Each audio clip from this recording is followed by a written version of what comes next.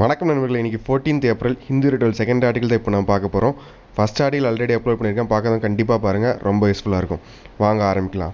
Google Pay, அதாவது இந்த ஆர்டிக்கலோட theme என்ன அப்படின்னு பார்த்தீங்கன்னா, on reuse of news content. அதாவது வெப்சைட்டில் வந்து கூகுள் வெப்சைட்டில் வந்து நியூஸ்லாம் பப்ளிஷ் பண்ணுறாங்க பார்த்தீங்களா, அதை வந்து நாங்கள் ஃப்ரீயாக தான் பண்ணுவோம், நாங்கள் அதுக்கு வந்து காசு கொடுக்க மாட்டோம் அப்படின்னு வந்து கூகுள் சொல்லியிருக்காங்க. ஸோ அதுக்கு வந்து ஃப்ரெஞ்சில் வந்து கோர்ட் வந்து ஒரு தீர்ப்பு கொடுத்துருக்காங்க. ஸோ அதை பற்றின ஆர்டிக்கல் தான் இது அப்படிங்கிறாங்க.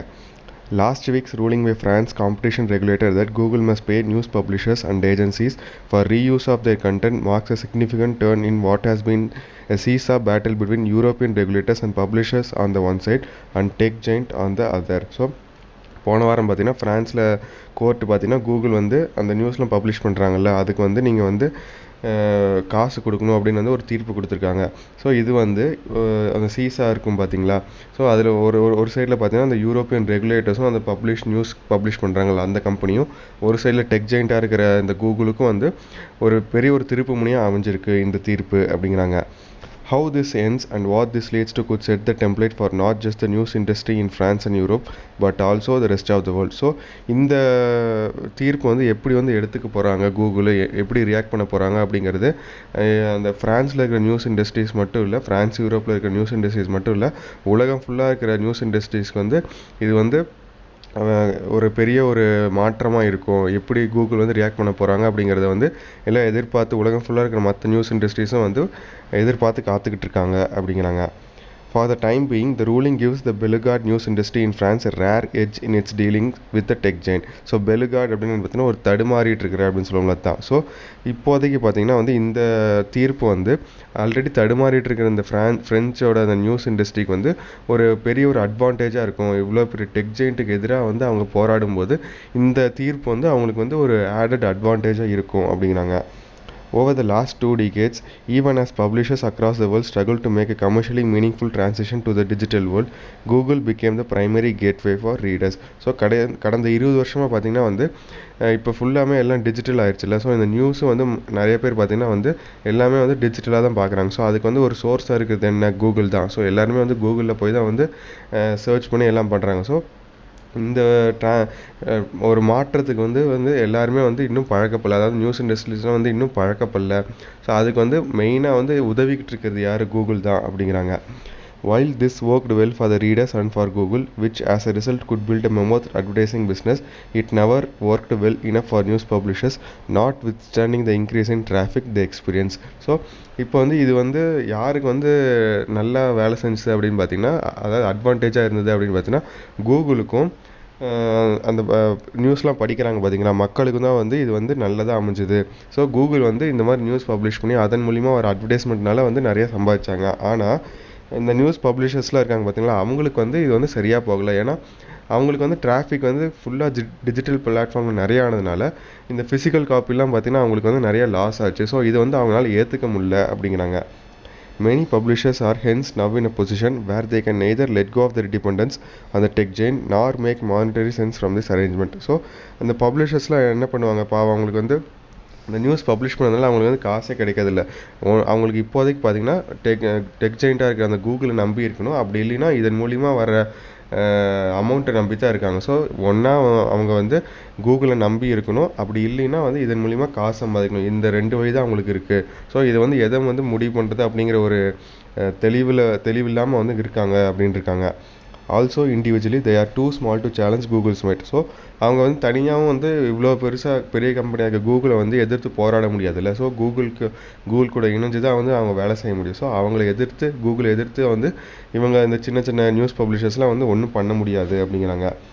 It is by recognizing the skewed nature of this corporate marketplace that the European legislators amended rules in April last year, something which France then gave force to in July. Skewed அப்படின்னா பார்த்தீங்கன்னா ஒரு வளைஞ்சிருக்கிறது அப்படின்னு சொல்லுவோம்ல தான். So இந்த மாதிரி வந்து எதர் கூகுளை depend பண்ணி தான் இருக்கணும் அப்படிங்கிற மாதிரி ஒரு வளைஞ்சிருக்கிற இந்த தன்மையினால், அதாவது வந்து கூகுளை டிபெண்ட் பண்ணி தான் ஆகணும் இப்படிங்கிற வேறு வழியே இல்லை அப்படிங்கிற தன்மையினால் இதை வந்து அட்வான்டேஜாக எடுத்துகிட்டு இருக்காங்க கூகுள் அப்படின்னு சொல்லிட்டு யூரோப்பியன் யூனியன் பார்த்தீங்கன்னா லெஜிஸ்லேட்டர் பார்த்தீங்கன்னா போன ஏப்ரலில் வந்து ஒரு சட்ட திருத்தம் வந்து கொண்டு வந்தாங்க. அதாவது அந்த சட்ட திருத்தம் வந்து இந்த காப்பிரைட் இதில் வந்து கொடுக்கணும், கூகுள் வந்து அந்த நியூஸ் பப்ளிஷர்ஸ்லாம் வந்து மணி கொடுக்கணும் அப்படிங்கிற ஒரு சட்ட திருத்தத்தை வந்து போன ஏப்ரல் கொண்டு வந்தாங்க. அதை வந்து ஃப்ரான்ஸ் வந்து போன ஜூலையில் வந்து அதை வந்து நடைமுறையும் படுத்தினாங்க அப்படிங்கிறாங்க.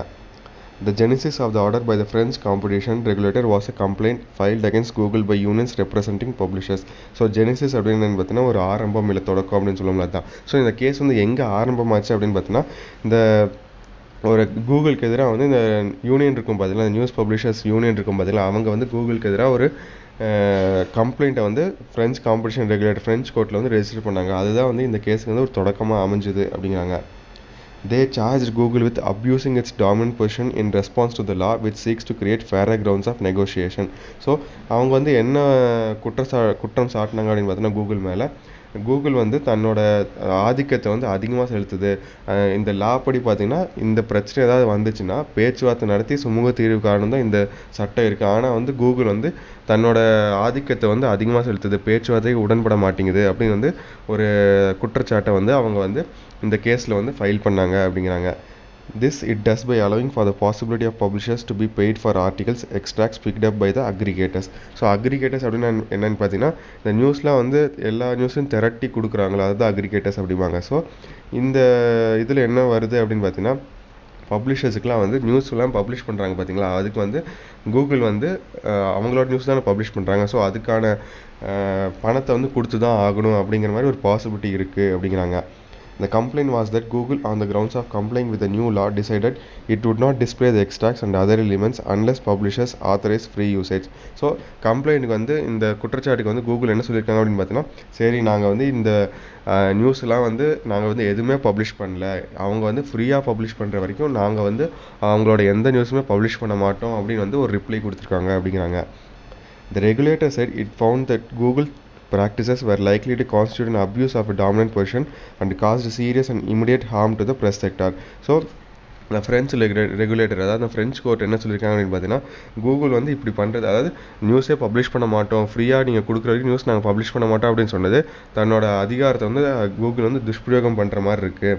இது வந்து அதாவது தன் ஆதிக்கத்தை வந்து அதிகமாக செலுத்துகிற மாதிரி இருக்குது. இது வந்து அந்த ப்ரெஸ் செக்டர் பத்திரிக்கை துறைக்கே வந்து பெரிய ஒரு ஆபத்தை விளைவிக்கும் அப்படின்னு வந்து சொல்லியிருக்காங்க. It could be argued that the French case will do little to shake up the existing framework.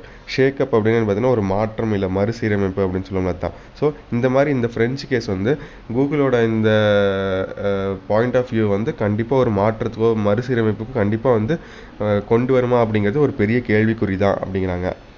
Previous legislative attempts by other European Union constituents such as Germany and Spain to allow for such extracts to be monetized by publishers have proved counterproductive. So counterproductive அப்படின்னு பார்த்தீங்கன்னா ஒரு எதிர்வினையாக அமையிறது, இல்லை நமக்கு தகுந்த மாதிரி நம்ம எதிர்பார்த்த மாதிரி அமையாது அப்படின்னு சொல்லுவோம்ல, அதுதான் counterproductive அப்படிங்கிறது. ஸோ இதுக்கு முன்னாடி பார்த்தீங்கன்னா கூகுளுக்கு எதிராக வந்து நிறையா கண்ட்ரீஸில் வந்து இந்த மாதிரி கேஸ் போட்டிருந்தாங்க. ஃபார் எக்ஸாம்பிள் ஜெர்மனி, ஸ்பெயின்லாம் வந்து இதே மாதிரி வந்து கேஸ் போட்டிருந்தாங்க. ஆனால் வந்து அதாவது பப்ளிஷர்ஸ்க்கு வந்து காசு கொடுக்கணும் அப்படின்னு வந்து கூகுள் மேலே கேஸ் போட்டிருந்தாங்க. ஆனால் அதெல்லாம் வந்து பலிக்கலை, அதாவது எதிர்வினையாக அமைஞ்சிருச்சு, அதாவது கூகுள் வந்து எதிர்பார்த்த மாதிரி நடந்துக்கலை அப்படிங்கிறாங்க. For instance Google ended up shutting down its new service in Spain. So இந்த மாதிரி கேஸ் போட்டதுனால ஜெர்மனி ஸ்பெயினும் கேஸ் போட்டதுனால ஸ்பெயினில் வந்து கூகுள் வந்து தன்னோட நியூஸ் பப்ளிஷிங் ஏஜென்சியை வந்து மூடிட்டாங்க அப்படிங்கிறாங்க. But the French attempt promises to end differently. ஆனால் இப்போ வந்து ஃப்ரெஞ்ச் வந்து இந்த கேஸ் இப்படி ஒரு தீர்ப்பு கொடுத்ததுக்கு வேறு விதமாக வந்து முடியறதுக்கான, இந்த கேஸ் வந்து சுமூகமாக முடியறதுக்கான வாய்ப்பு இருக்குது அப்படிங்கிறாங்க. That is because built in the regulator's order is a requirement that negotiations effectively result in a proposal of remuneration from Google. So remuneration அப்படின்னு பார்த்தீங்கன்னா ஊதியம், அதாவது பண்ண வேலைக்கான ஊதியம் அப்படின்னு சொல்லுவாங்க அதுதான். ஸோ இந்த இதில் பார்த்தீங்கன்னா இந்த தீர்ப்பில் வந்து என்ன சொல்லியிருக்காங்க அப்படின்னு பார்த்தீங்கன்னா, ஸ்பெயின்லலாம் பார்த்தீங்கன்னா வந்து கூகுள் வந்து நீங்கள் காசு கொடுக்கணும், அப்படி இல்லைன்னா வந்து நீங்கள் வெளியே போயிடலாம் அப்படிங்கிற மாதிரி ஒரு ஆப்ஷன் கொடுத்துருந்தாங்க. ஆனால் இப்போ ஃப்ரெஞ்சில் பார்த்தீங்கன்னா நீங்கள் கண்டிப்பாக நீங்கள் வந்து காசு கொடுக்கணும் அப்படிங்கிற மாதிரி ஒரு ஊதியம், அதாவது பண்ண வேலைக்கு நீங்கள் ஊதியம் கொடுக்கணும் அப்படின்னு வந்து கண்டிப்பாக சொன்னதுனால வேறு வழியே இல்லை, கூகுள் வந்து இதுக்கு வந்து சம்மதிச்சு தான் ஆகணும் அப்படிங்கிறாங்க. Where will this go from here? Publishers across the world will be watching. So இனிமேல் வந்து எப்படி கூகுள் இதை வந்து எதிர்த்து நடத்த போகுது, இது வந்து கூகுள் வந்து அந்த ஃப்ரெஞ்சு கோர்ட்டு சொன்ன மாதிரி பப்ளிஷர்ஸுக்கு வந்து பணம் கொடுப்பாங்களா, இல்லை வந்து ஃப்ரீயாக கொடுத்தா தான் நாங்கள் கொடுப்போம் வந்து தங்களோட ஸ்டாண்டை வந்து அதை மாற்ற மாட்டாங்களா அப்படிங்கிறது இனிமேல் தான் தெரிய வரும். ஸோ இது வந்து உலகம் ஃபுல்லாக இருக்கிற மற்ற நியூஸ் பப்ளிஷர்ஸும் வந்து உற்று கவனிச்சுக்கிட்டு இருக்காங்க அப்படிங்கிறாங்க. ஸோ இந்த ஆர்டிக்கலோட ஓவர்வியூ என்ன அப்படின்னு பார்த்தீங்கன்னா, the French template for the search engine paying for reuse of new news holds promise. So மற்ற நாட்டை விட இப்போ ஃப்ரெஞ்சு வந்து இப்படி ஒரு தீர்ப்பு கொடுத்துருக்கிறது. அதாவது பணம் கொடுக்கணும், இந்த நியூஸுக்கெலாம் வந்து யூஸ் பண்ணுறதுக்கு, கூகுள் வந்து யூஸ் பண்ணுறதுக்கு பணம் கொடுக்கணும், இந்த நியூஸ் பப்ளிஷ்லாம் பணம் கொடுக்கணும் அப்படிங்கிறது ஒரு நம்பிக்கையை உண்டாக்கியிருக்கு. நியூஸ் இண்டஸ்ட்ரிக்கே வந்து ஒரு பெரிய ஒரு நம்பிக்கையை உண்டாக்கியிருக்கு அப்படிங்கிறாங்க. ஸோ இதான் மக்கள் இந்த செகண்ட் எடிட்டோரியல். கீழே அந்த லிங்க் கொடுத்துருக்கேன், வேர்ட்ஸ் தமிழ் மீனிங்கோட இருக்கும். ஸோ கண்டிப்பாக எல்லாத்துக்கும் யூஸ்ஃபுல்லாக இருக்கும்னு நினைக்கிறேன். நன்றி, வணக்கம்.